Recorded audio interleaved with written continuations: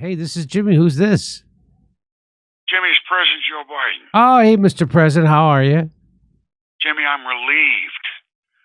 And I'm calling your show to let you know, let you and your listeners know that you're safe now. Well, safe? Yes, the danger has been averted. You can breathe easy knowing it's all over. What are you talking about? These anti-Semitic college protests, where anti-Semitic student protesters were protesting the existence of Jewish people. We put a stop to that. No, actually, I think they were protesting the wholesale slaughter of Palestinians by the Israeli government. No. Yeah. No. No. It was anti-Semitism. What you said is wrong and can't be true. Why not? Because me and other Americans of my generation cannot possibly fathom caring about Muslim lives. Therefore, we find it inconceivable that anyone else could either. Thus, the actual purpose of these protests must have been anti-Semitism, the world's greatest evil. Jimmy, this is airtight logic. Yes, clearly. So that's why we had to brand these college protests as acts of terror and send in the militarized police to brutalize teenagers, to protect the lives of Jewish people because of anti-Semitism. So these were terrorists? Absolutely. Make no mistake about it. Anti-Semitic terrorists. Did I say anti-Semitism? And they had help from the outside. From whom, it's not clear yet. And it never is. You just have to make that claim and people will believe it. Depends on who you're trying to convince. Some people say George Soros. Some people say Hamas. Whoever your boogeyman is. I see. That's interesting. But clearly these were professional agitators at work here. Jimmy, this very morning, the deputy commissioner of the NYPD, and let's all take a moment to thank these brave American heroes for their tireless work bringing peace to Columbia University. This man went on Morning Joe on MSNBC and brought the chain that was used to secure the doors to Hamilton Hall. As he pointed out, this was no ordinary chain. This chain was the work of professionals. No college student would possibly have this chain at his or her disposal. Actually, Mr. President, it was pointed out on Twitter that the very chain he displayed is sold by Columbia University as a bike theft deterrent. It's literally just a bike chain. Okay, so we'll have to look into that. It goes deeper than we thought. Clearly, anti-Semitic agitators have been infiltrating the campus store at Columbia University for some time, which indicates a long-term plan conceived by anti-Semitic malefactors. Come on, Mr. President. Why can't you see these protests for what they are? Young people who are appalled at what is going on in Gaza and with the aid of the United States.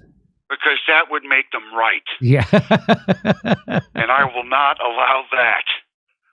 I will not allow such a threat to exist to Jewish Americans. Jesus Christ. Don't say that either. It might appear to be a threat to Jewish people. Honestly, Jimmy, in a certain way, I am grateful for these young college students. Wait, really? Absolutely. Israel was running the risk of losing support from Americans because of what they're doing. Americans predisposed to support Israel, but stirred with the deep discomfort over the horrific images that they're seeing coming out of Gaza. But thanks to these protesters, sympathy for the Palestinians is now associated with the most annoying people in the world, Ivy League college students. It's like when I was in law school. Any thought that the Vietnam War might be a tremendous blunder was extinguished by watching hippies, the most embarrassing human beings to ever walk the earth, twirling around like morons in meadows. I think most people don't make up their mind about literal ethnic cleansing by these sorts of associations. Yeah, well, that's your opinion. An anti-Semitic opinion, but an opinion nonetheless. Because of these protests, I think I can count on the support of young Democratic voters after all. It's insane that you believe that. Also, will you please stop calling everything and everyone anti-Semitic? It really turns it into a meaningless phrase when misapplied. Jimmy, are you familiar with the plot of the 1994 film Speed, starring Keanu Reeves and Sandra Bullock? Yes. Well, a similar thing is happening to me. If I don't use the phrase anti-Semitism or some version thereof 5 times per minute, I get assassinated. You can't be serious, sir. Yeah, tell that to the glowing red dot on my forehead. Wait, who's going to assassinate you? I can't tell you. Why not?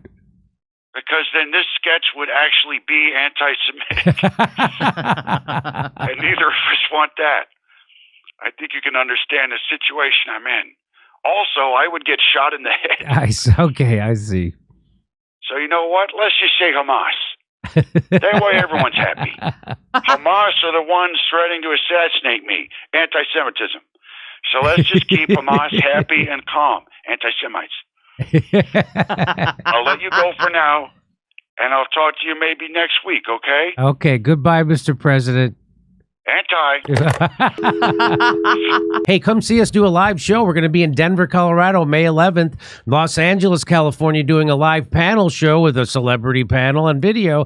Ashland, Virginia, Athens, Georgia, Rutherford, New Jersey, with Max Blumenthal. Minneapolis, Minnesota, Ontario, California, Irvine, California, Chicago, Illinois, with another celebrity panel, live video show in Chicago, and Grand Rapids, Michigan. Go to jimmydore.com for a link for tickets. jimmydore.com for a link for tickets.